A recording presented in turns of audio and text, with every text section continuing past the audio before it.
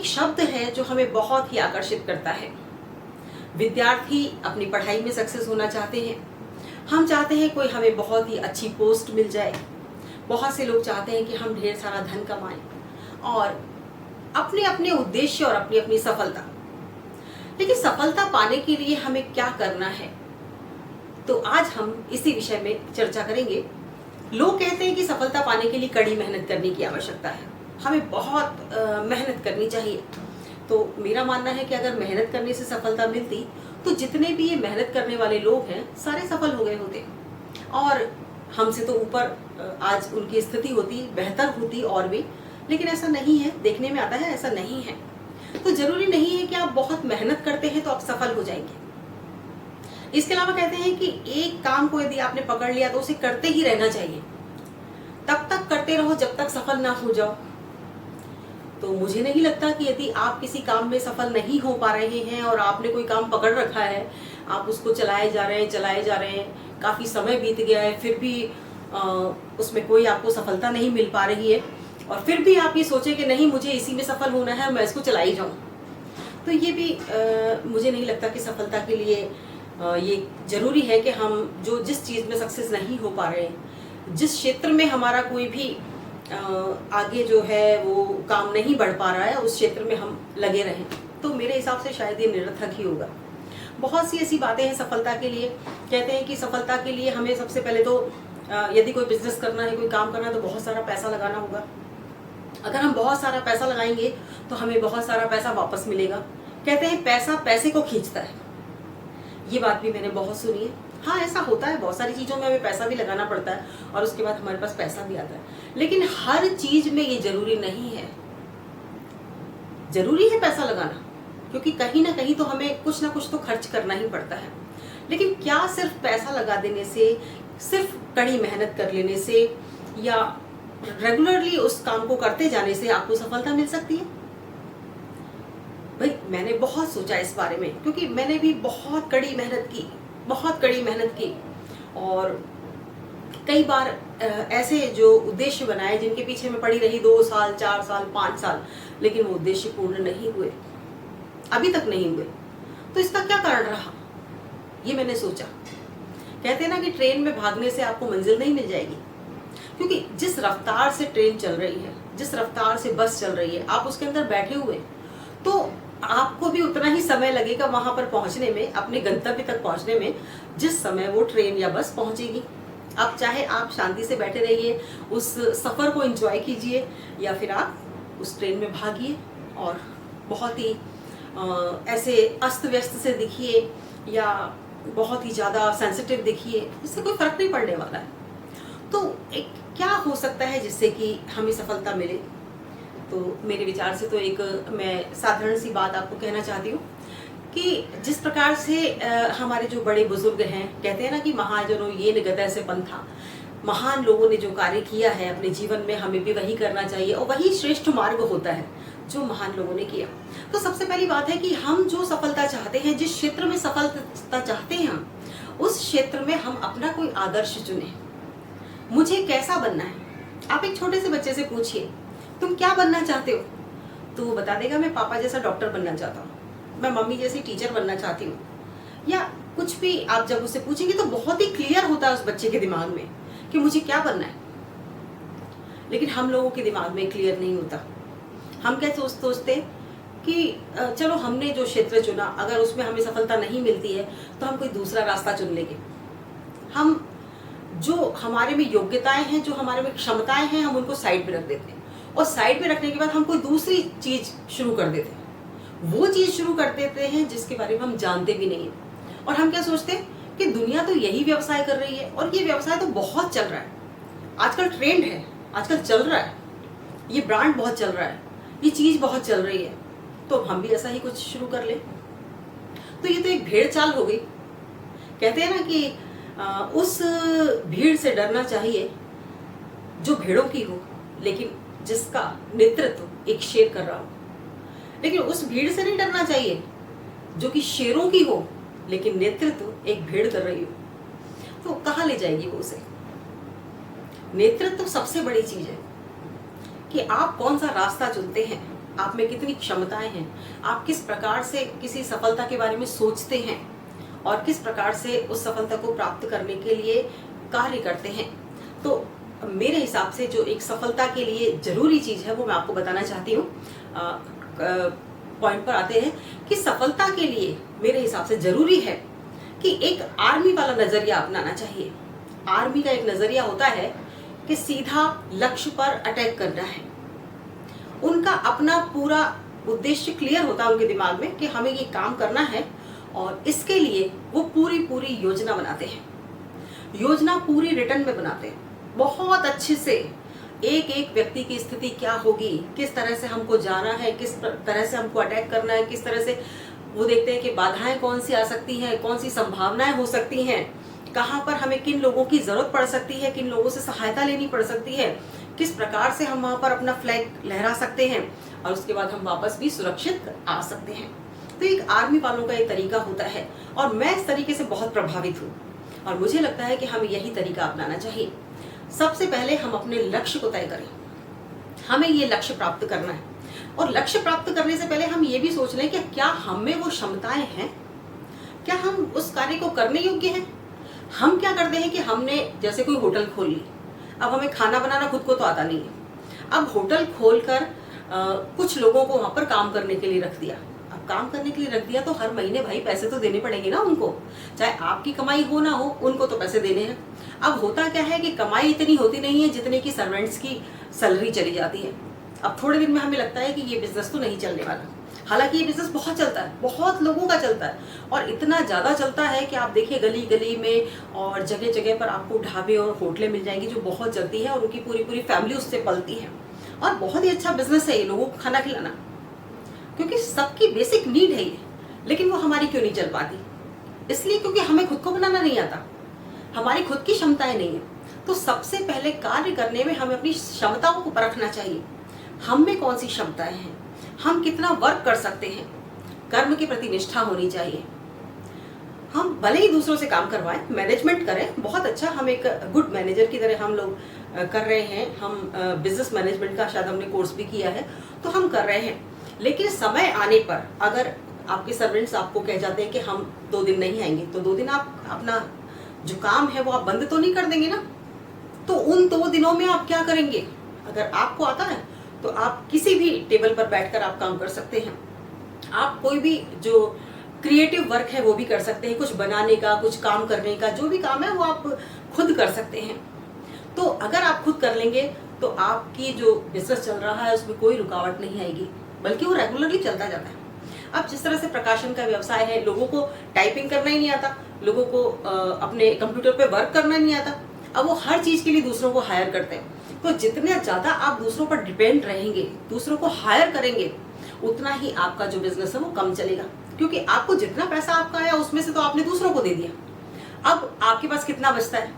तो आय तो आपकी हो गई कम, व्यय आपका हो गया ज्यादा। तो ये आपके लिए दिक्कत वाली बात हो जाएगी। तो सबसे पहले आप एक टारगेट फिक्स कीजिए कि मुझे ये काम करना है। टारगेट हमने फिक्स किया, टारगेट फिक्स करने के बाद हमने एक कार्य योजना बनाई, कंप्लीट कार्य योजना, कि हमें स्टेप बाय स्टेप ऐसे चलना है।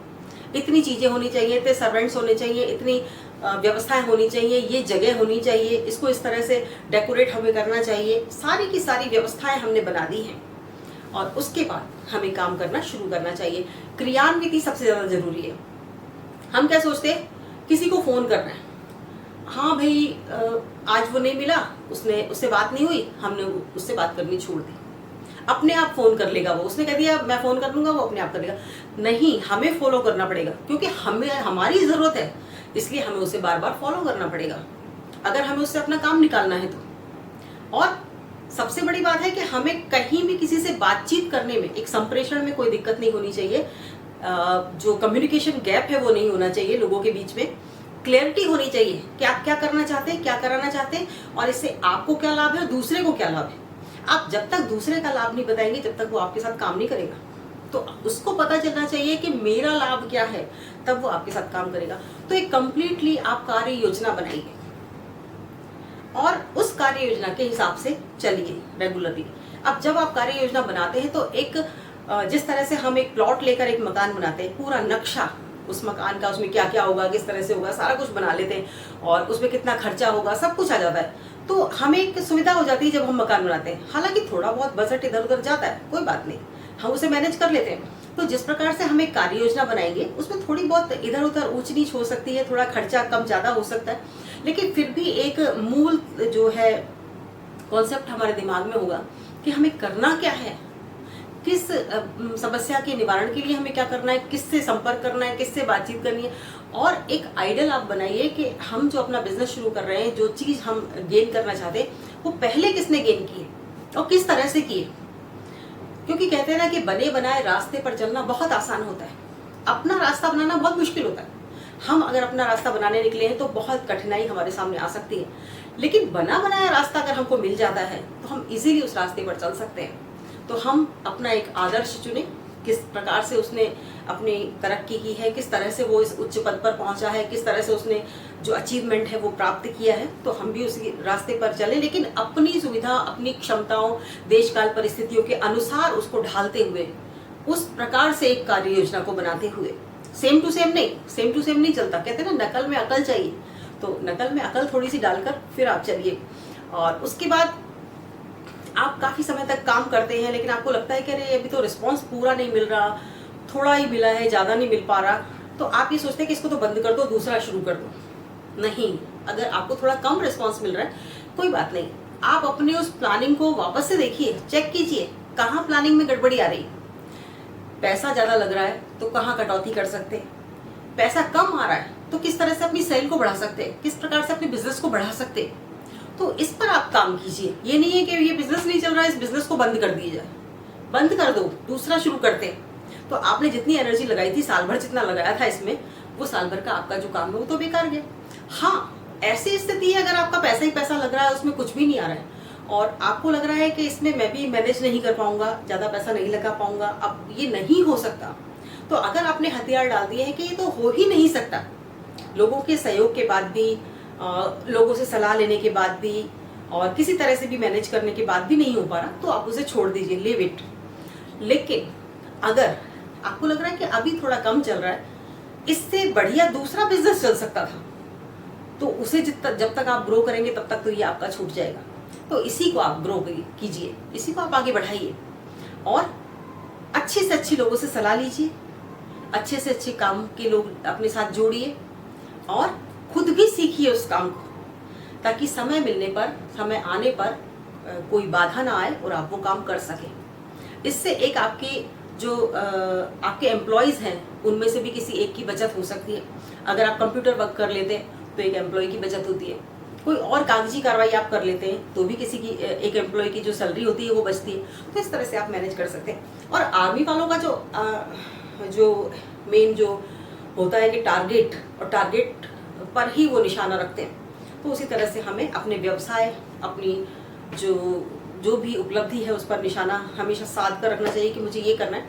हालांकि देखिए समय लगता है, साल 2 साल 3 साल का समय लगता है, लेकिन उस 3 साल को आप डिवाइड करके चलिए, पहले साल मुझे क्या करना है, दूसरे साल क्या करना है, तीसरे साल क्या करना है।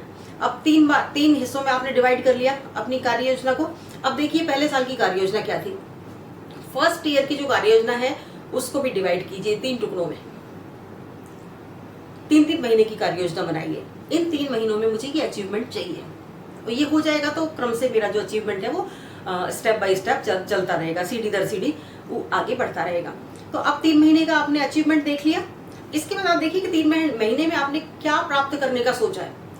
उसके अलावा आप महीने महीने के टारगेट फिक्स कीजिए कि 1 महीने में मैं टारगेट फिक्स जो है मेरा वो मैं अचीव कर लूंगा। अब आपने महीने का टारगेट फिक्स कर लिया, लेकिन उस महीने के टारगेट पर मत बैठे रहिए। अब आप सप्ताह के टारगेट फिक्स कीजिए कि हफ्ते भर में मुझे जो मैंने महीने का टारगेट फिक्स किया है इसको 4 टुकड़ों में बांटूं और हफ्ते भर में मैं कितना टारगेट जो है अचीव कर लूंगा। और अगर मैं कर लेता हूं तो मेरा जो ये मैंने 2-3 साल का जो टारगेट बनाया वो रेगुलरली अगर चलता जाता है, वैसा की वैसा ही मेरी जैसा मैंने सोचा है वैसे चलता जाता है, बहुत अच्छा है, मैं अचीव कर लूंगा। और अगर कहीं ऊपर नीचे होता है तो आप जो नेक्स्ट टारगेट सेट करते हैं तो उसमें भी उसको साथ लेकर चलिए जो आप अचीवमेंट नहीं कर पाए। अब जैसे आपने एक सप्ताह का कोई अचीवमेंट फिक्स कर लिया, अब आप पर डे सोचिए कि मुझे पर डे इसके लिए क्या एक कार्य योजना बनानी है। पर डे आपने काम किया, आज आपका कोई काम नहीं हो पाया, कोई बात नहीं, कल जो आपने काम फिक्स किया है उसमें आज के काम को भी जोड़ दीजिए। काम बढ़ जाएगा आपका, लेकिन आपको करना तो है, करना पड़ेगा, तो आप उसको भी काम कीजिए साथ में। और अगर कल भी काम नहीं हुआ तो थर्ड डे जो अब आप काम करने जा रहे हो, तो तीसरे दिन का काम भी आप करोगे, सेकंड डे का भी करोगे और फर्स्ट डे का भी उसमें जोड़ दोगे। तो इस प्रकार से आप उस कार्य को करते जाइए, तो सफलता निश्चित रूप से आपको मिलेगी। और देखिए, आदमी वालों का क्या होता है कि वो जब टारगेट फिक्स करते हैं तो उसको अचीव करते हैं, और कभी कभी उनको योजनाएं बदलनी भी पड़ती है। देश काल परिस्थिति बहुत बड़ी चीजें हैं। परिस्थिति यानी दूसरों की स्थितियां। हमने तो कोई टारगेट बना लिया, हमने कार्य योजना बना ली, उसकी क्रियान्विति भी हमने कर ली, लेकिन क्रियान्विति करते समय आपने बहुत सारी ऐसी फिल्में देखी होंगी जिसमें वो योजनाएं बनाते हैं और इस तरह से जाएंगे, इस तरह से ये करेंगे, डमी बना लेते हैं, एक पूरा हॉल बना लेते हैं, रॉबरी का बना लेते हैं, कई चीजों का बना लेते हैं वो अचीवमेंट का, कि हम ऐसे जाएंगे, ऐसे करेंगे, ऐसे करेंगे। लेकिन होता क्या है, जब वो ऑन द स्पॉट जब वो कुछ काम करते हैं तो कुछ ऐसा गड़बड़ हो जाता है कि सब कुछ इधर उधर हो जाता है। जो उन्होंने सोचा था वो बिल्कुल गलत हो जाता है, तो उन्हें अपनी प्लानिंग बिल्कुल बदलनी पड़ जाती है। जो वो नहीं चाहते थे वो उनके हाथों से हो जाता है, तो सब कुछ खत्म हो जाता है। तो हमें जब भी हम कोई टारगेट लेके चल रहे हैं तो हम ये संभावना देकर चलें कि परिस्थिति, दूसरों की स्थितियां कैसी भी हो सकती हैं और वो हमारी चीज को प्रभावित भी कर सकती है। तो उस समय हम कोई सेकंड प्लान, कोई थर्ड प्लान लेकर चलें कि हम इस तरह से इस काम को, यदि कुछ भी गड़बड़ हुई तो हम इस काम को इस प्रकार से अंजाम देंगे, इस प्रकार से हम इस काम को करेंगे। और सबसे बड़ी बात है, अगर आप सकारात्मक सोच लेकर चलते हैं, अगर आप एक अच्छे काम को लेकर चलते हैं, तो निश्चय रूप से आपको सब सपोर्ट भी करते हैं और आपका टारगेट जो है उसे अचीव करने पर आपको प्रशंसा भी मिलती है और लोग भी आपका साथ देते हैं। तो मैं तो यही कहूंगी कि आप भी अपना एक सकारात्मक, एक बहुत ही अच्छा टारगेट फिक्स कीजिए, चाहे आपकी जॉब से रिलेटेड हो, चाहे वो आपके पढ़ने से रिलेटेड हो, चाहे आपकी स्टडी से रिलेटेड हो, चाहे वो आपके कुछ सीखने से रिलेटेड हो, कोई एक्टिविटी हो, कुछ भी आप सृजनात्मक कार्य कर रहे हैं, कुछ भी आप सीख रहे हैं, तो उसमें आप सफल जरूर होइए और एक चमकते सितारे की तरह सफलता के आकाश पर अपना नाम लिख दीजिए। तो आज के लिए बस इतना ही, फिर मिलेंगे किसी और चर्चा के साथ। तब तक के लिए नमस्कार।